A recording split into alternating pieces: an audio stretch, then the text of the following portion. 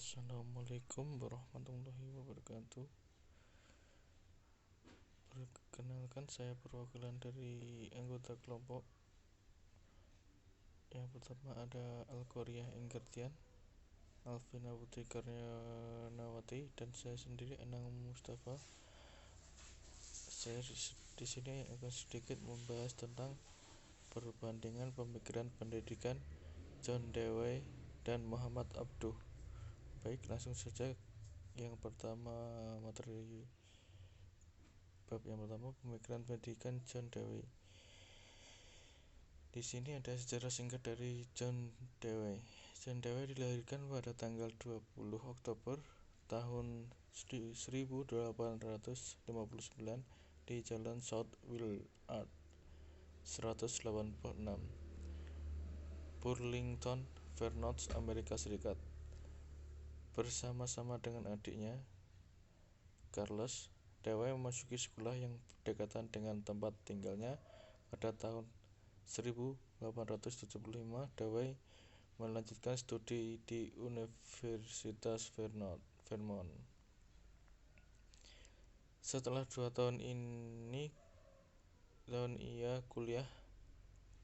Minatnya pada pemikiran filosof dan masalah-masalah sosial mulai muncul, namun belum memperlihatkan bakat khusus dan belum merasa pasti akan karirnya di masa datang. Kemudian pada tahun 1879 ia menyelesaikan studinya di Universitas Vermont. Setelah itu, Dewey mulai memperlihatkan kemampuan dalam bidang filsafat dengan sejumlah artikelnya yang diterbitkan Journal of Speculative Philosophy. Itu tadi sejarah singkat dari John Dewey. Kemudian selanjutnya ada pemikiran pendidikan dari John Dewey. Dalam bidang pendidikan, John Dewey telah banyak menunjukkan perhatian yang mendasari pemikirannya. Ini adalah analisisnya terhadap manusia. Menurutnya, manusia dengan bekerja, beraktivitas, mendapatkan pengalaman dan pengetahuan. Pengetahuan itu menimbulkan pengertian mengenai benda, makhluk, gejala, dalil, teori yang berguna untuk mencapai tujuannya tersebut. Itu tadi pemikiran pendidikan dari pendapat dari John Dewey. Kemudian selanjutnya ada agar dapat memahami pendidikan Dewey mengenai pendidikan dan pengajaran perlu diketahui tentang dasar-dasar pokok dari pandangan hidupnya yang meliputi beberapa teori di antaranya. Yang pertama ada dasar pokok dari filsafat diyakininya. Yang kedua, John Dewey merupakan penganut teori pragmatisme. Yang ketiga, dalam kejiwaan, ia menganut teori behavioris atau tingkah laku, yang dimana berasumsi bahwa kehidupan jiwa digerakkan dari luar, tidak dari dalam. Kemudian selanjutnya ada pemikiran pendidikan Muhammad Abduh.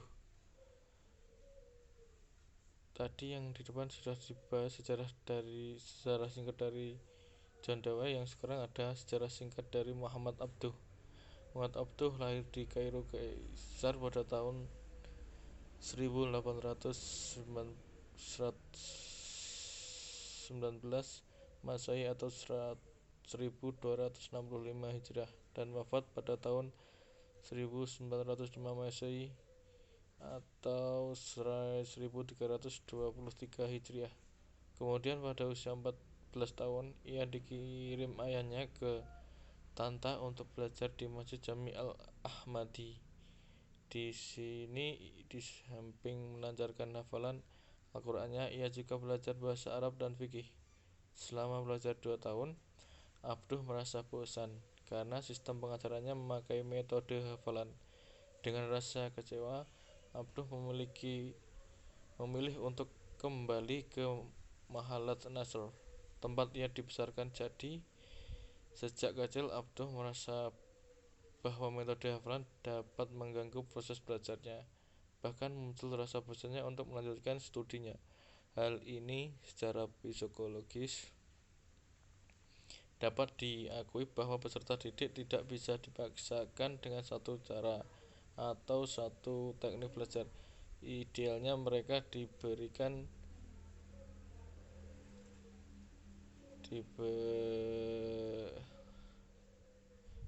hak kebebasan teknik belajar sendiri. Jadi, kebosanan bisa ditimbulkan oleh metode pengajaran yang tidak relevan, materi yang tidak sesuai dengan kemauan dan kebutuhan peserta didik. Kemungkinan hal-hal yang seperti inilah Abduh memiliki untuk pulang ke tempat kelahirannya. Itu tadi sejarah singkat dari Muhammad Abduh. Kemudian selanjutnya adalah pemikiran pendidikan yang dikemukakan oleh Muhammad Abduh. Ia memiliki corak pemikiran modern, politik, kebangsaan, sosial, kemasyarakatan, teologi, dan filsafat. Corak pemikiran pendidikan Muhammad Abduh juga berdasarkan pada pemikiran teologi rasional, filsafat, dan sejarah. Pemikiran Muhammad Abduh tentang pendidikan dinilai sebagai awal dari kebangkitan umat Islam di awal abad ke-20.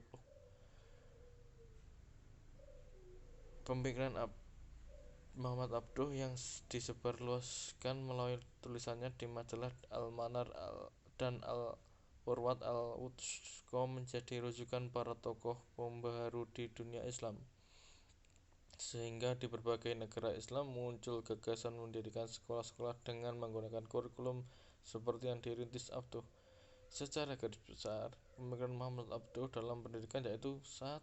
Tidak ada dikotomi dalam pendidikan. 2. Pengembangan institusi pendidikan.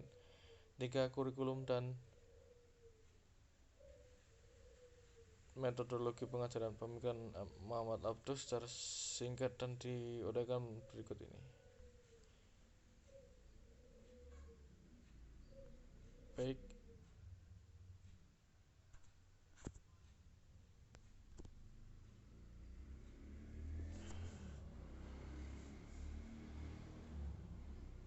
Baik, itu tadi bahasan dari saya.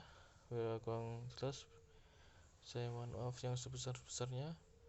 Akhiran, assalamualaikum warahmatullahi wabarakatuh.